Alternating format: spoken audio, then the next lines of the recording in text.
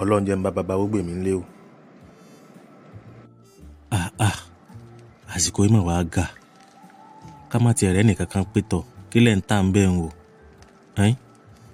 àti ẹ̀wà ara àwọn bàrà kan wọlé wá. Ó ga o, àwọn òòṣà tá a kó kalẹ̀ gan-an àròwó repo tá a ta lé wọn lórí. Kọ́lọ́run wá ṣàánú wa báyìí o, ìlú ilé o. Òòṣà Amororo sí òsì kí ló wá ṣe ń ta sóoru mọ́ bí ọ wà ní. Bàbá awogbemi, ebi ń pa mí, inú ń ta mí, ẹ fún mi lóúnjẹ. Òòṣà Amororo ọ ní sùúrù ni o, kébi tó ní ń pọ́ tó lé ẹbọ́ tàbí mo fi ọ sí. Ọ̀rọ̀ bí nǹkan ṣe rí èmi náà ń dá sọ ní àyín látàárọ̀ níṣẹ́ mo dorí kodò bí àdán. Àrà wọn bàrà kí wọ́n wọlé wá àárín nǹkan kan. Òun ni wọ́n tún dé nìsín tó lébi ń pọ́ kọ́ya ní sùúrù ni o. Bọ́lọ́n bá ti bá wa ṣe nìsín tààrọ̀ ń bàrà kan tó wọlé wá tọ̀ àdúpẹ́ ń bọ̀ ra ògógóró epo pupa àtẹ̀jẹ́ adìẹ sọgbọ́ kọlọ rè ní sùúrù náà.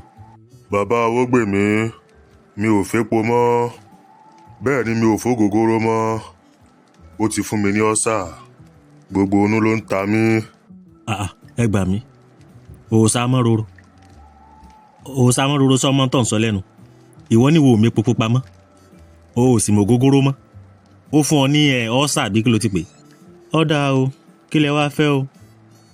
Ẹ bá mi wá jollof rice àti chicken tán bá dín tó gbẹ pẹ̀lú bígì cola tó tutù. Bẹ́ẹ̀ bá wá rí jollof rice àti chicken, ẹ bá mi wá àmàlà dúdú àti gbẹ̀gìrì, ẹja kíká, òun àti ògúnfe. Ètè mi sọnù mo rí mú e. Òòṣà Amororo ọ jẹ jọlọ́ọ̀fù àti sínkìn àbí tí n bá tún bọ́ rámàlà dúdú àti gbẹ̀gìrì. Nǹkan ní ń ṣe ọ́. Èmi gan tí mo jòkó hàn yín ìhìn rí nǹkan kan jẹ. Bí n bá rí nǹkan kan jẹ ni ṣé ń jòkó sí bí mo jòkó sí látàrọ̀ tí ń dorí kodò bí àdán. Ìhìn ní lọ́wọ́ nulẹ̀ kí n lọ sùn. Bẹ́ẹ̀mi gan ti jòkó hàn yín àwòrókó tí ń dà mí láàmú. Àbọ̀rú bọyè o, bàbá awogbemi àtòòṣà Amororo kí ló dé, kí ló wá fàjà yín. Ń gbọ́ o, wọ́n ní orojọ́. Ẹ̀yin ni ẹ kọ́kọ́ rojọ́. Kóró gbá lẹ́nu ẹ̀, ìwọ lọ̀gá hàn yín nàbí mi lọ̀gá. Tọ́ ọ̀dà o, bẹ́ẹ̀ méjèèjì bá kọ̀ tẹ́tẹ́ ẹlẹ́sọ̀ tó ṣẹlẹ̀ mo fẹ́ bá fani gbólóhùn o. Wo ṣé kìí tún sí ọ̀rọ̀ àwọn fáǹsì rẹ òun ló tún bá wá hàn yín. Bẹ́ẹ̀ ni bàbá awogbemi, torí ẹ̀ náà mi wá.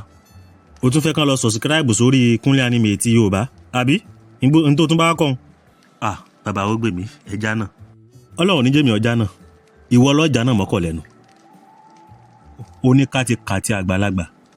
Bàbá Buhari, tẹ́ ẹ bá lè ra jollof rice àti chicken fún mi pẹ̀lú bígì cola tó tutù, màá tẹ̀lé yín lọlé, màá lọ bá yín parí iṣẹ́ náà.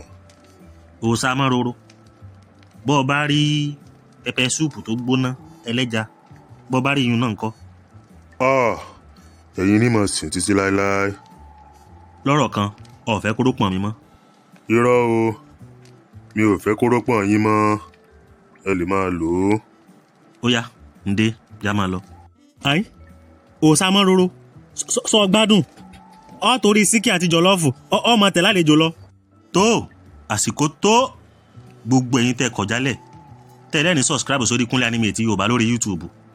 Ẹ dúró dè mí, mò ń bọ̀.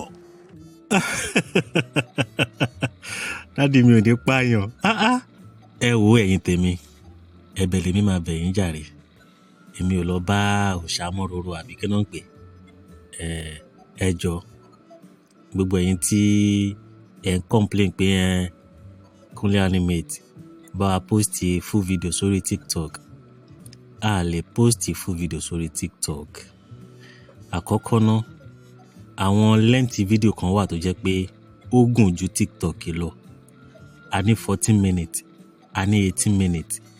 TikTok kò lè gba ju 9 to 10 minutes video lọ. Báwo la ṣe fẹ́ post irú fídíò bẹ́ẹ̀ sórí TikTok? Kò possible now.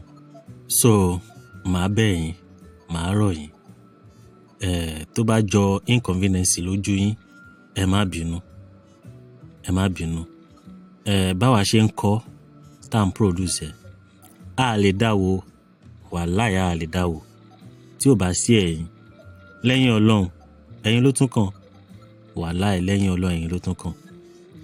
A lè kọ́ ká voice ẹ̀ ká produce ẹ̀ ká post ẹ̀ but a lè dá wò. Ẹ̀yin náà lè ń bá wa wò, ẹ̀yin lè ń support wa. And honestly speaking, I appreciate everybody. Ẹ ṣé gan, a dúpẹ́ lọ́wọ́ yín o. And again, me and my tenant reloaded tẹ́ bèrè fún ó ń bọ̀. A ti ń ṣiṣẹ́ lé lórí lọ́wọ́lọ́wọ́ báyìí. So ẹ jẹ́ ká lọ subscribe sórí YouTube Kúnlé Animate Yorùbá ká jọ gbádùn ẹ̀. Ṣóyè yín. So ẹ ṣé púpọ̀. A sì máa cut lára àwọn fídíò yẹn sórí TikTok bá ṣe ń cut tẹ́lẹ̀ because mo ṣe rántí gan ni àwọn kan complain pé àwọn understand the film yìí gan mọ́. Ẹ lè understand ẹ̀ tẹ́ bá ń wo ilé ìta cut sórí TikTok. Full video orí YouTube lẹ ti máa rí wò. So thank you so much. Bye.